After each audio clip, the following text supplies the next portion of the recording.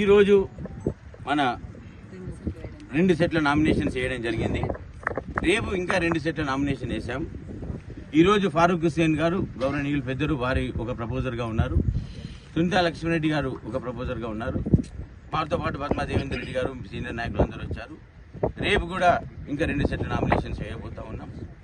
ఆ 2 నామినేషన్స్ వేసిన తర్వాత ఇవాళ నియోజకవర్గం నుంచి కూడా ప్రజాప్రతినిధులు అందరూ కూడా నాయకులందరూ కూడా వారి సమక్షం లోపల ఘనంగా చౌరస్తాలో మీటింగ్ పెట్టుకొని ర్యాలీ తీసుకొని రేపు నామినేషన్ ఎమ్మెల్సీగా ప్రత్యక్ష రాజకీయంలో లేదు. ఎమ్మెల్సీగా నేనున్నది పరోక్ష రాజకీయం. సో పార్టీకి శిరస వేయించి పార్టీ పనులు పార్టీ ఆదేశం ప్రకారం పార్టీకి తోడు చేయడం జరిగింది. పెద్దలు కేసీఆర్ గారి ఆశీస్సులతో నామినేషన్ వేయడం జరిగింది. రేపు ఘనంగా హరీష్ రావు గారి ఆధ్వర్యంలో అందరూ శాసన సభ్యుల ఆధ్వర్యంలో నియోజకవర్గం నుంచి అశేష జనాభాతో రేపు ఘనంగా మళ్ళీ ఇంకొక 2 సెట్ల నామినేషన్ మెదక్ పట్టణం నుంచి ర్యాలీలో వచ్చి వేయడం జరుగుతుందని మీకు తెలియజేస్తూ ఉన్నాం. అయితే ఇవాళ ఏదైతే బీఆర్ఎస్ పార్టీ అభ్యర్థిగా వెంకట్రామరెడ్డి నేను నామినేషన్ వేశాను. నాకు 11 సంవత్సరాలు ఈ మెదక్ పార్లమెంట్ నియోజకవర్గంలో ఉన్న 3 జిల్లాలు మెదక్ జిల్లా, సంగారెడ్డి జిల్లా, సిద్దిపేట జిల్లాలో 11 సంవత్సరాలు పనిచేసిన అపార అనుభవం ఉంది. ప్రజల ఆదరణ ఉంది. ప్రజల కలెక్టర్గా నేను పనిచేసి వారి అందరి ఆదరణ ఉన్నందుకే ఎక్కడా లేని విధంగా భారతదేశంలో ఏ జిల్లా కలెక్టర్కు దక్కని అరుదైన అవకాశం నాకు ఇవాళ దక్కినందుకు ఈ గడ్డ మీద ఉన్న ప్రతి కుటుంబానికి, మెదక్ పార్లమెంట్ సీట్లో ఉన్న ప్రతి కుటుంబానికి కూడా నేను ఇవాళ ప్రత్యేకంగా వారికి తల వంచి సవినయంగా కృతజ్ఞతలు తెలుపుతా ఉన్నా. మరి 11 సంవత్సరాలు సుదీర్ఘకాలం నేను వారి మధ్యలో పనిచేసే అవకాశం ఒకటే ప్రాంతంలో నాకు ఇవ్వడం అనేది నాకు ఈ మెదక్ పార్లమెంట్ నియోజకవర్గంలో ప్రజలు ఇచ్చిన అదృష్టం నాకు ఇవాళ.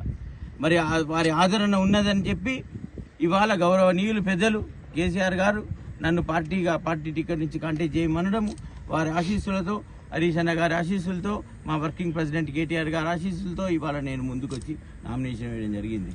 అయితే ఒక్క విషయం ఘంటాపదంగా నేను ఇవాళ ఈ గడ్డ నుంచి చెప్తా ఉన్నా.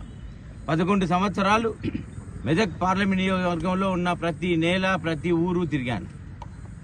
ప్రతి గ్రామంలో ప్రజలను గుర్తుపట్టి పేరు పెట్టి పిలిచే నాకు ఉంది, చనువు ఉంది. అందరినీ కూడా ఇవాళ ఏ ఊరికి వెళ్ళినా కూడా ఒక 100 మంది కుటుంబాలకు నాకు సత్తంబాలు ఉన్నాయి. ప్రజల మనిషిగా, ప్రజల ఆఫీసర్గా, ప్రజల కలెక్టర్గా నేను పనిచేశా. ఇవాళ నేను మన మెదక్ పార్లమెంట్ నియోజకవర్గంలో ఉన్న ఓటర్లకి తల వంచి సవినయంగా మనవి చేస్తా ఉన్నా. ఒక్క నిమిషం ఆలోచించండి. ఇవాళ అభ్యర్థులు ఎవరున్నారు, ఏ అభ్యర్థి ఎలాంటి గుణగణాలు ఉన్నాయి.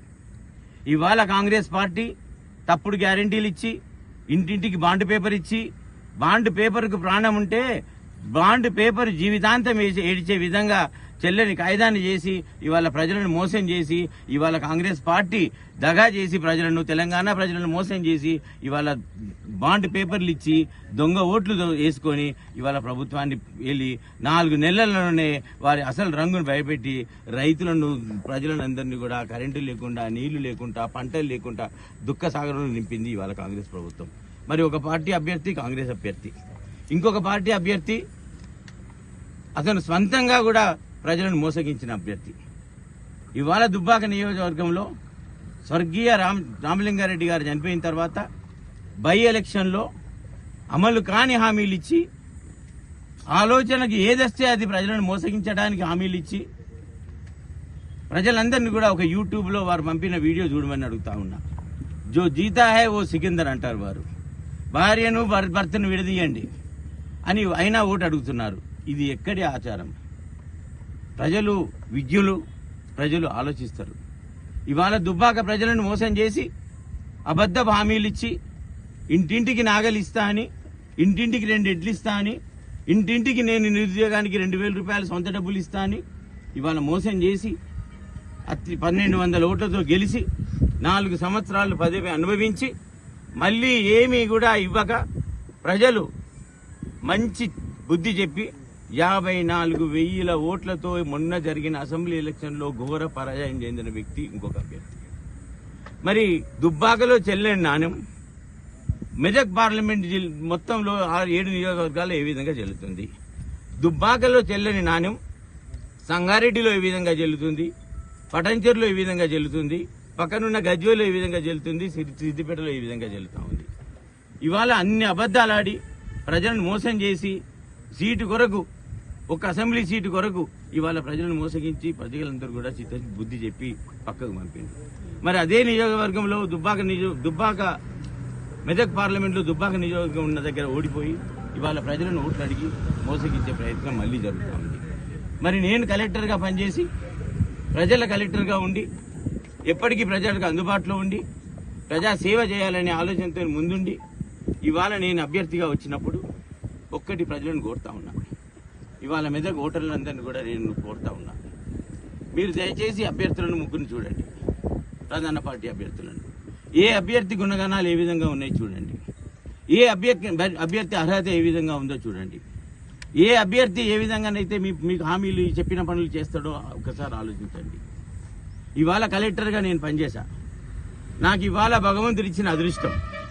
ఏ ప్రాంతం నుంచి అయితే కలెక్టర్గా పనిచేసి ఆ ప్రాంతం నుంచే మళ్ళీ ఎంపీ అభ్యర్థిగా ఈ గడ్డ ఆదరణ పొంది, ఈ ప్రతి గుండె ఇవాళ ఆదరణ పొంది ప్రజల ఆదరణతో నేను ఇవాళ ప్రజల ముందుకు ఓటు స్వీకరించడానికి నేను అభ్యర్థిస్తా ఉన్నా. మరి వాళ్ళు ఆదరణతో ఘన విజయం సాధించబోతా ఉన్నా.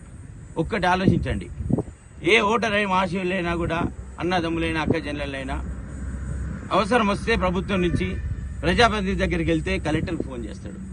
మరి అట్లాంటి కలెక్టర్ ఇవాళ అభ్యర్థి అయినప్పుడు, అట్లాంటి కలెక్టర్ ఇవాళ మీ ముందు వచ్చి ఓటు అభ్యర్థించినప్పుడు పెద్ద మనసు చేసుకొని ఒక మంచి ఆఫీసర్గా నేను పేరు పొందిన, మీ అందరి ఆదరణ పొందిన నాకు మీ ఓటు వేసి ఆశీర్వదించండి అని చెప్పి ఈ వేదిక నుంచి నేను ఇవాళ మెదక్ పార్లమెంట్ నియోజకవర్గంలో ఉన్న ప్రతి ఓటర్ని సవినయంగా మనవి చేస్తా ఉన్నా.